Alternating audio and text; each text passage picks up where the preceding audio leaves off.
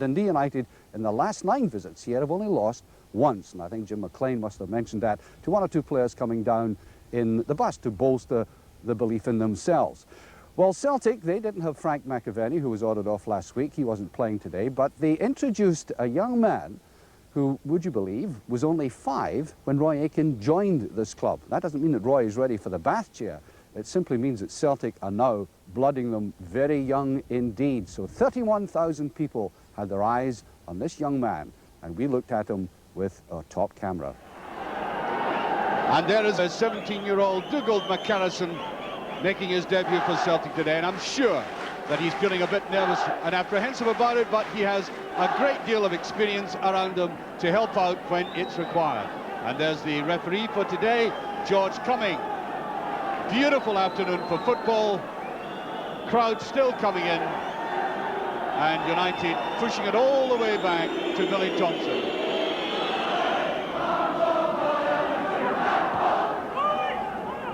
Covered there by Aitken. No pressure on him either. Here's John Clark.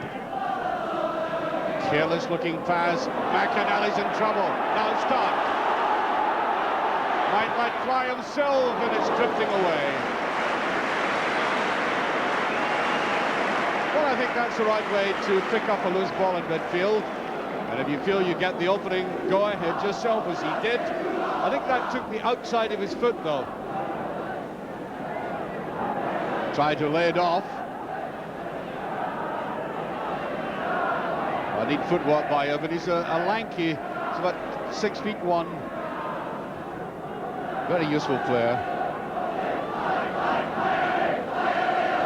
That was French going forward. Utunit. Well picked up by McStay. Walker. Archdeacon. Stark once again on that right-hand side of the Celtic attack, and that's a useful ball. And coming forward as he did, Peter Grant, I think he had just advanced about half a foot too much and went underneath the ball.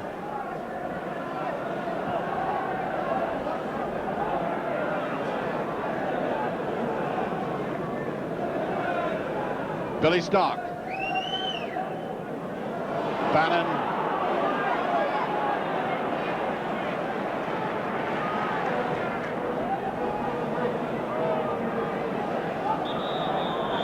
Brought round by Hegarty, and I think a push initially. Free kick. Well, wide is kept in though. And just over. Corner kick.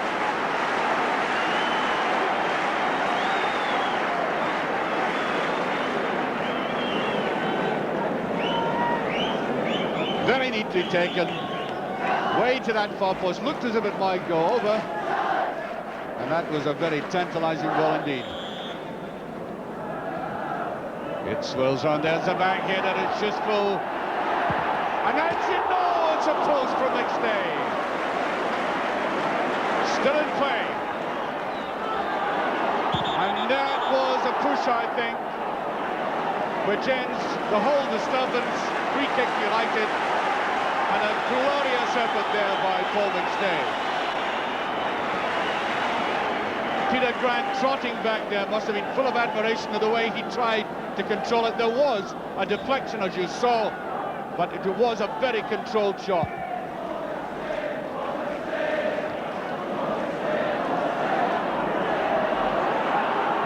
There's Bannon with a shot, and it's not far away. And that was the best piece of football we've had in the game in the last minute. One from Celtic, and then that retaliation by Bannon, going at pace at the Celtic defence.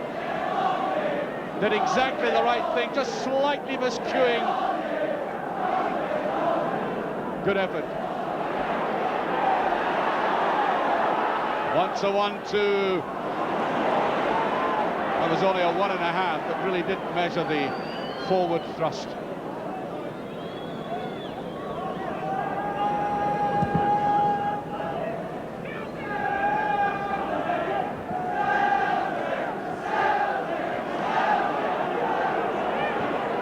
What a two loose passes in the United defence.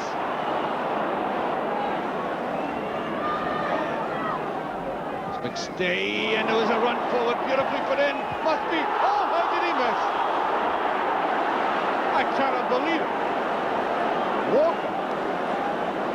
But I think in any case it was offside. Yeah, look at that delicate ball there. And, well, Andy Walker. That's only about 3 feet from goal. Bowman. Nobody through the middle for United.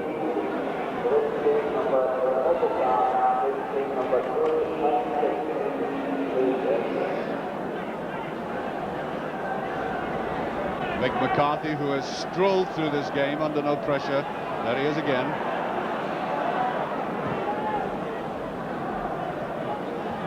Well enough judged. Here's Bannon. United's most significant player so far. A neat little toe-ender by Roy Aiken. Refused to get excited about that, just dabbed it back.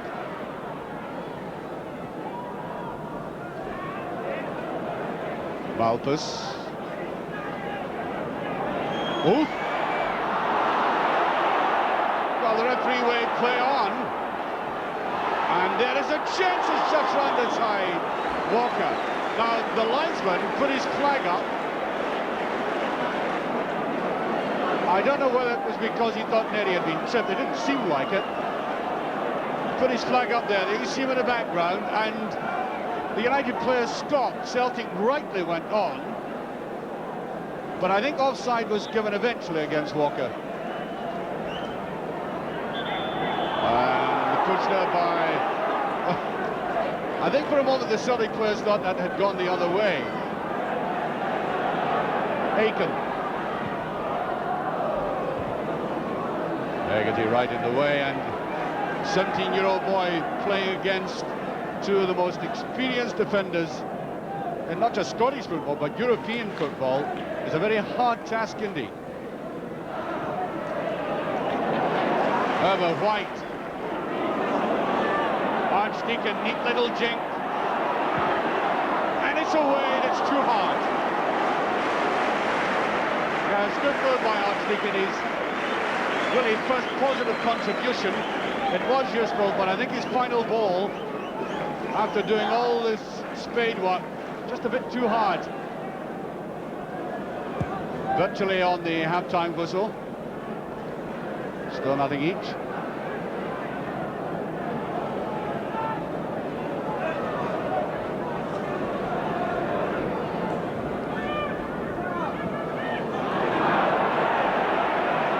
Off the back of the heel.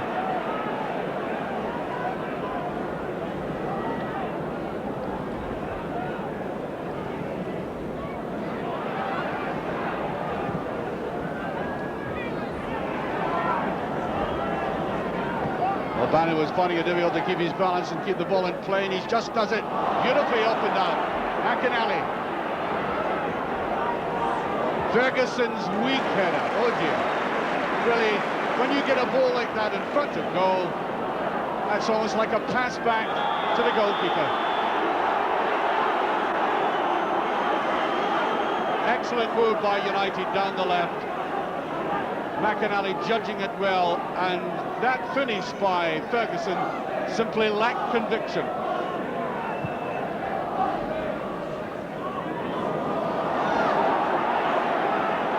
So Bernard Malpas just gets a touch. Now McStay.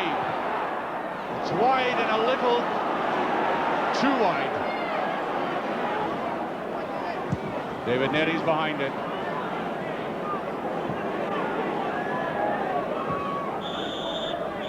And there goes the half-time whistle. Well, I think you could dispense with the first 15 minutes of this game. Hardly anything happened in it, and then Paul McStay began to play in that very telling and skillful way of his. And I would think that there are very few crumbs we can offer you to have time to look back on in this half, but certainly that effort of his, which certainly was deflected, but shows you the poise and the balance of the player, almost giving Celtic a very useful lead. It didn't come.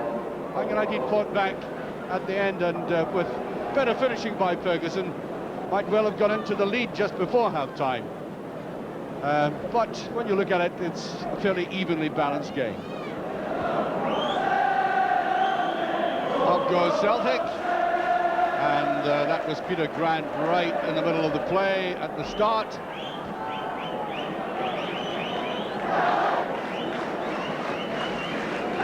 A lot of interesting football in that first half. Not being totally wildly exciting for the whole of the half. Archdeacon finished the first 45 minutes impressively. The pitch almost entirely in the shade now, and that's the direction that Mustay was aiming for, and a push in the back. And that was McCarthy coming up and getting Grant right out of it.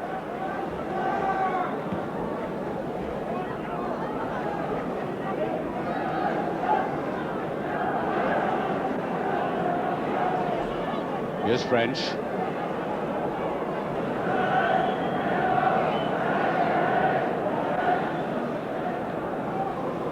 Clark.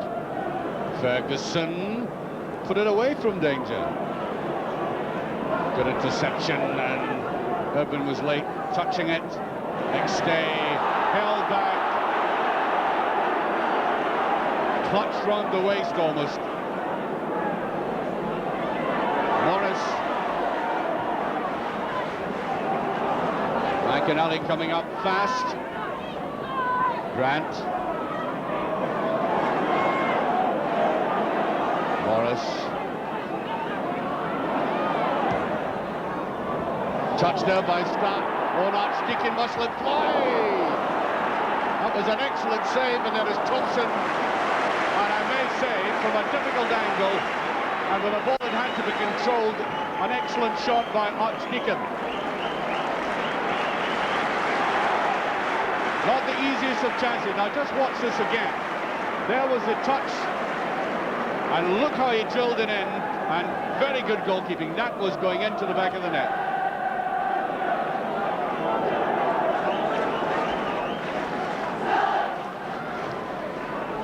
Brushed away by Aiken. Morris should keep it in play. Only to Bannon.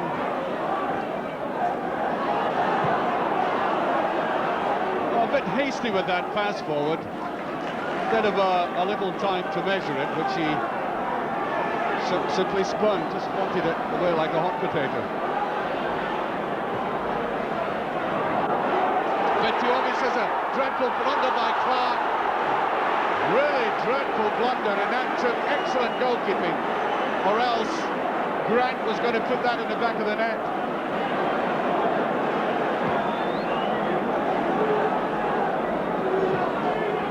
That was almost suicide, that one. And I think we're having a substitution. Yes, French, who came off last week, is coming off, and the fresh legs of Paul Kinnaird coming on.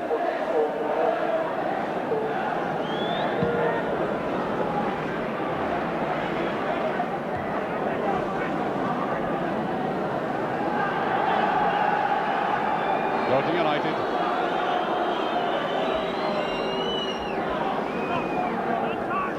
That's Kinnaird. Now Grant to McStay. It's a little bit behind Stark. Doesn't get away with that. Now McInally. Here's Kinnaird. We did that very well indeed. And just touched away. And already that fresh quality of Kinnaird is paying off for United. Bannon. Bonner has looked extremely confident all afternoon. No disrespect to the other goalkeeper, but when this man is on his form, he is Celtic's #1. That's a better ball, Walker. Ooh, a great shot.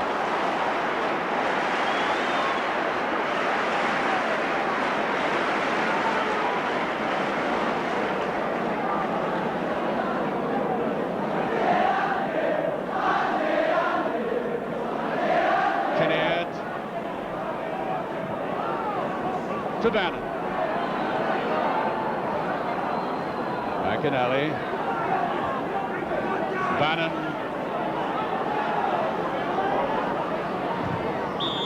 And United get the corner. Meanwhile, Bowman is going off.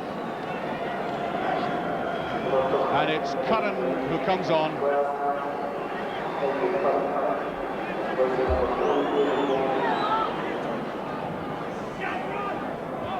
Just stuck Ferguson. And that's in. It's Clark, would you believe? All he had to do was to poke it through the legs. United have gone into the lead, and are now what, 11 minutes of the game remaining. Well, they all waited for the substitution to take place. Over it came.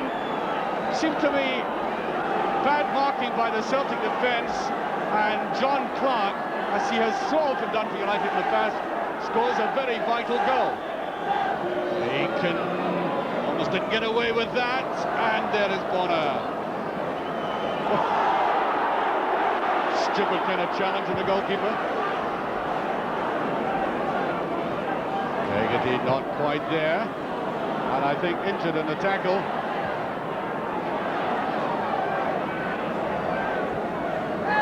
Looked like hands to me. No, referee saying it's a throw. Look at Hegarty's in the wars. Yeah, took one on the nose, obviously. We make it about 4 minutes remaining. There'll be some injury time, and there's a great shot and save. Andy Walker has had 2 clear looks at goal in his game. The second of them brilliantly turned round and equally superbly saved. That looks good, and it's a pass. Grant. 2 marvellous moments for Celtic, and they must feel desperately frustrated. Good football not quite coming off for them. As Grant did all the following up and just turning it round. Quite getting there.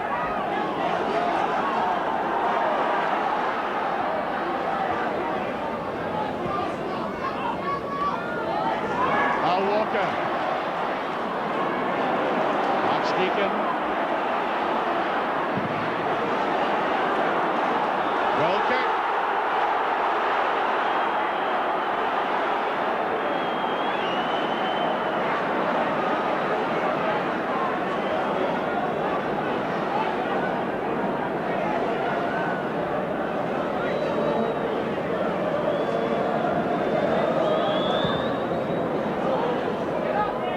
McCarthy again.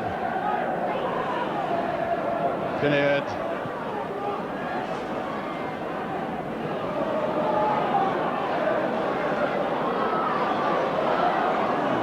Slightly short with that.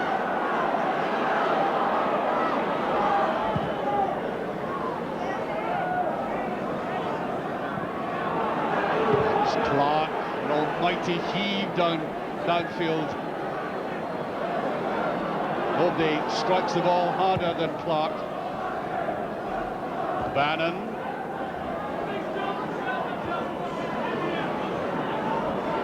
Kinnaird. Away from Morris. Good run by Kinnaird. Ferguson's done it again. 2-0.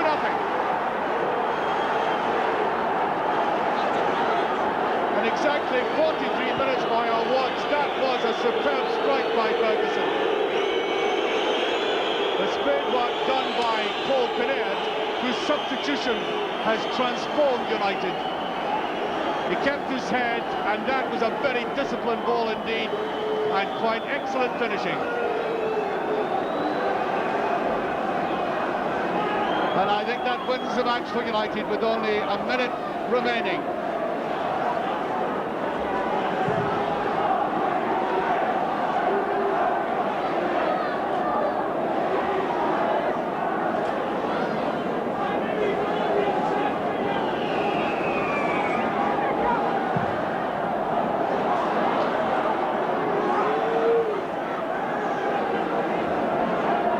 McCarthy.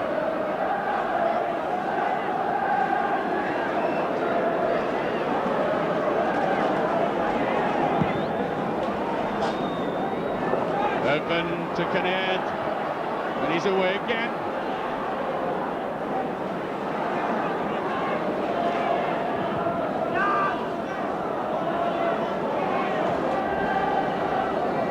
Grant.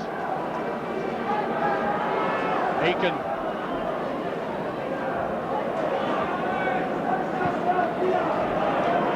Archdeacon.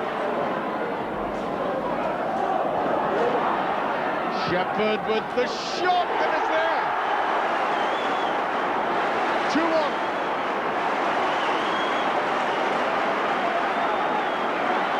And we make it exactly 90 minutes gone. Celtic fighting back.